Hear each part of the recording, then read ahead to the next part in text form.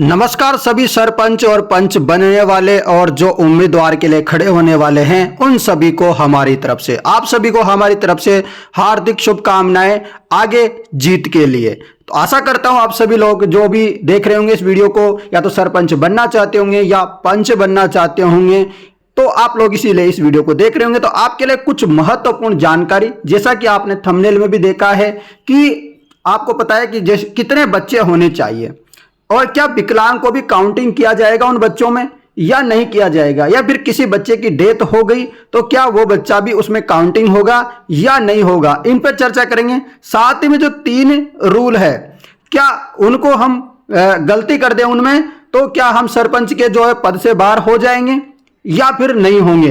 तो मैं ऐसे 3 रूल आपको बताऊंगा। साथ में जो बच्चों को लेकर के समस्या है वो सारी समस्या भी मैं यहां पर बताने वाला हूं। तो आप इस वीडियो को क्या करना, थोड़ा अंत तक देखना, मैं पूरी जानकारी आपको बताने वाला हूं। तो चलिए सबसे पहले यहां चलते हैं। तो यहां पर साफ साफ लिखा हुआ है, मैं बच्चों वाला बाद में बताऊंगा, पहले जो ये यहां पर देख लेते हैं। तो ये देखिएगा, ये ऑफिशियल नोटिस है दोस्तों। क्या है? ऑफिशियल नोटिस है। तो देखो यहां पर लिखा हुआ है, पूर्ण रूप से भरा जाना आवश्यक है। क्या चीज है, बिंदु संख्या 1, बिंदु संख्या 2, बिंदु संख्या 3, बिंदु संख्या 4, ये पूर्ण रूप से भरा जाना आवश्यक है। किसमें? जब आप सरपंच का पद के लिए फॉर्म भरोगे ना, उसकी बात कर रहा हूं मैं यहां पर। जिस दिन आप फॉर्म भरने जाओगे, नामांकन करने जाओगे, उस समय की बात है ये। तो क्योंकि अभी आपको ये पूरा निपटारा कर लेना है और आपको जब फॉर्म भरो तब भी ये चीजें ध्यान रखनी है, इसलिए मैं अभी आपको बता देता हूं। इसका भी कोई कॉलम रिक्त नहीं होना चाहिए, पूर्ण रूप से भरा जाना चाहिए, इसका भी कोई कॉलम रिक्त नहीं होना चाहिए। तो क्या है? बिंदु संख्या 1 में लिखा हुआ है कि विचाराधीन आपराधिक मामलों के संबंध में सूचना प्रस्तुत करनी है। यानी कि आपके ऊपर कोई भी केस वगैरह चल रहा है, आपराधिक मामला चल रहा है, कोई एफआईआर हो रखी है, आपके कोर्ट में न्यायालय में मामला चल रहा है, कहां चल रहा है, तो वो सारी जानकारी भी आपको देनी है। वैसे आप लोगों को पता है कि कोर्ट केस वगैरह चलते रहते हैं, नेताओं के ऊपर है। तो आप भी नेता बन गए हो, समझ सकते हो आप भी कि हम भी नेता है, सरपंच और पंच है। आने वाले समय में आप विधायक भी बन सकते हो, प्रधान भी बन सकते हो, तो आप कुछ भी बन सकते हो। तो इसलिए जैसे कि आपको पता है कि भजन लाल शर्मा जी जैसे सरपंच थे तो मुख्यमंत्री बन गए, उसके अलावा कई ऐसे एग्जाम्पल है। तो आप खुद अपने आप को एक क्या सोचिए कि आज सरपंच बन रहे हैं, आने वाले समय में हम विधायक बन सकते हैं। तो यहां पर विचाराधीन आपराधिक मामलों के संबंध में आपको सूचना देनी होती है, यहां पर जरूर देनी होती है, ये आप छुपा नहीं सकते। ऐसे सोचे कि हम छुपा लेते हैं, ऐसा नहीं करना होगा आप लोगों को, पहले बता देते हैं हम। बिंदु संख्या 2 में लिखा हुआ है कि आपराधिक प्रकरणों में दोष सिद्धि से संबंधित सूचना प्रस्तुत करनी होगी। यानी कि आपके ऊपर आपराधिक मामला ही है या फिर आप आपराधिक प्रकरणों में दोषी सिद्ध भी हो चुके हैं, उसकी सूचना भी आपको देनी होगी। बिंदु संख्या 2 की बात करें तो तीसरी चीज में इंपॉर्टेंट चीज लिखी हुई है कि संतान के संबंध में सूचना प्रस्तुत करनी है। हां, आप गलती से भी यह सूचना मत छुपा लेना। ये तीनों सूचना 1, 2 और 3 ये ऐसे समझ लीजिए, नोट लगा करके अभी से आप समझ लीजिए कि इनमें से एक भी सूचना छुपाई आपने, आप इनमें जो है दोषी पाए गए, आप इनके मतलब झूठी चीजें लिखी गई, तो आप सीधे सरपंच के पद से बाहर और आपके ऊपर कार्यवाही और की जाएगी। परंतु जो संपत्ति के संबंध में सूचना प्रस्तुत करनी है, इसे आप कर भी सकते हैं, अनैच्छिक है मतलब ये इतना इंपॉर्टेंट नहीं है, परंतु बड़ी जानी चाहिए, ताकि इससे भी पता लगता है। क्या पता लगता है आपको बता देते हैं।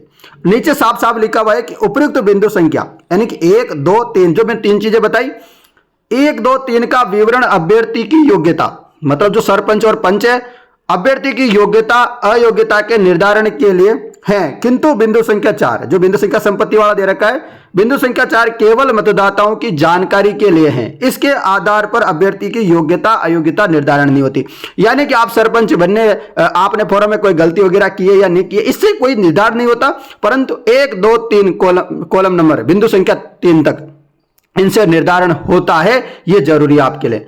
अब आपके सोच रहे होंगे सर कि बिंदु संख्या 3 के बारे में बता दो, क्योंकि हमारे बच्चे भी है। कोई बता रहा होगा कि हमारे 3 बच्चे हैं जिनमें से एक विकलांग है, या फिर किसी के 4 बच्चे थे उनमें से किसी की 2 की डेथ हो गई या 1 की डेथ हो गई। तो मतलब ऐसी जानकारी भी है, या आपने फिर गोद ले लिया है कोई बच्चा, उस संबंध में भी, यदि आप बहुत सारे होते हैं जो जिनके बच्चे वगैरह नहीं होते, वो गोद ले लेते हैं, तो उस संबंध में भी यहां पर जानकारी, तो मैं आपको बताने वाला हूं पूरी जानकारी। थोड़ा ध्यान से देखना क्योंकि जरूरी है। और आपके लिए शौचालय वगैरह की जानकारी मैं बाद में बताऊंगा। तो मतलब रोजाना आपको यहाँ पर कोई ना कोई जानकारी मिलेगी। SC ST वाले हैं तो उनके लिए क्या होना चाहिए, वो सारी जानकारी यदि आपको वीडियो देखनी है, रोजाना देखनी है, तो हमारे इस चैनल को सब्सक्राइब कर लीजिएगा। क्या करना है, चैनल को सब्सक्राइब करना है। देखो बच्चों की संख्या वाला, बच्चों की कुल संख्या की गणना में दिव्यांग बच्चे को शामिल नहीं करने के लिए दिव्यांग का प्रमाण पत्र, यानी कि अब मैं आपको यहां पर कुछ खास जानकारी बताने वाला हूं। होता है ऐसा, और कितने बच्चे होने चाहिए मैं शुरू में बहुत चीज बता देता हूं। दिव्यांग वाले हैं तो वो इस वीडियो को आगे देखें, और आप नहीं है दिव्यांग वाले या जिनके कोई भी संतान वगैरह नहीं है, शादी नहीं हुई है, तो वो इस वीडियो को यहां पर स्टॉप कर सकते हैं। आप समय बर्बाद ना करें। और जिनके कोई विकलांग वगैरह है तो वो आगे वीडियो को देखना। अभी मैं कुछ जानकारी बताने के बाद, अभी रुक जाओ, मैं बता देता हूं कितने बच्चे होने चाहिए। 2 बच्चे होने चाहिए, 2 से अधिक बच्चे नहीं होने चाहिए।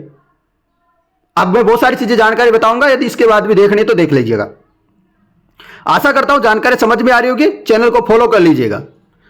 2 बच्चे होने चाहिए, 2 से अधिक बच्चे नहीं होने चाहिए। फर्स्ट कंडीशन, 2 बच्चों से अधिक बच्चे नहीं होने चाहिए सरपंच या पंच आप बनना चाहते हो तो। आगे बहुत महत्वपूर्ण जानकारी है।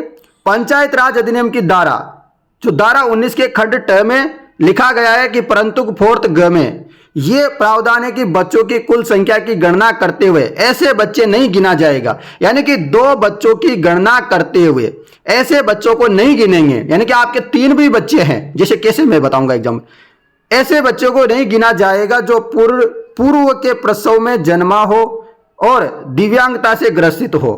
यानी कि या तो पूर्व में प्रसव से जन्मा हो, ठीक है, और वो क्या हो, दिव्यांग ग्रसित हो, यानी कि विकलांग हो।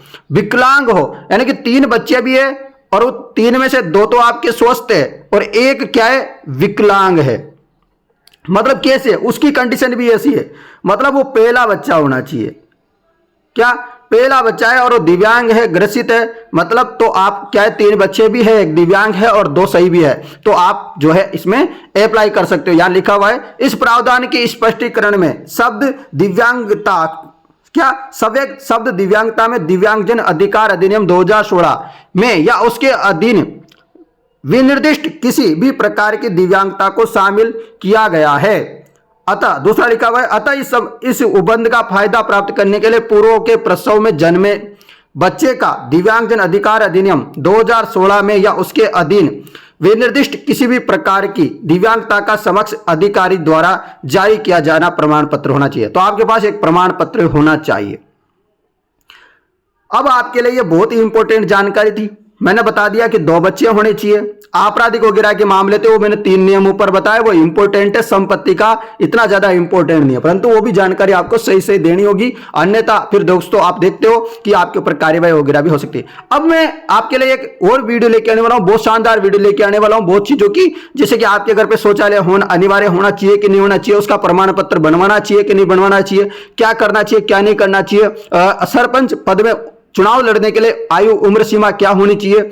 मतलब आपका कोई भी सवाल है तो आप कमेंट भी कर सकते हो कि सरपंच से संबंधित जुड़ी जानकारी हमें ये भी चाहिए। तो आपका कोई भी सवाल है तो आप कमेंट में कीजिएगा और आपका नाम पता वगैरह लिख दीजिए, क्योंकि जैसे कि कल मैंने वीडियो बनाई थी, आपने देखी भी होगी वो वीडियो, देखी थी क्या कल आपने वीडियो कि सरपंच का चुनाव वगैरह कब हो सकते हैं क्या नहीं हो सकते हैं, देखी थी? नहीं देखी तो वो वीडियो भी देख लेना जाकर के प्लेलिस्ट में, ठीक है। तो अब मैं आपको कल किस चीज पे लेकर के वीडियो बनाऊं, तो ये आप सारे जितने भी सरपंच और पंच के लिए चुनाव लड़ना चाहते हैं वो तुरंत मुझे कमेंट कर दे और आप कहां से इस वीडियो को देख रहे हैं, ताकि आपकी जानकारी जब सरपंच के चुनाव होंगे तब हम जानकारी इकट्ठा करके रख लेंगे और आपको सारी जानकारी देने की कोशिश भी करेंगे हम। ठीक है, धन्यवाद मित्रों।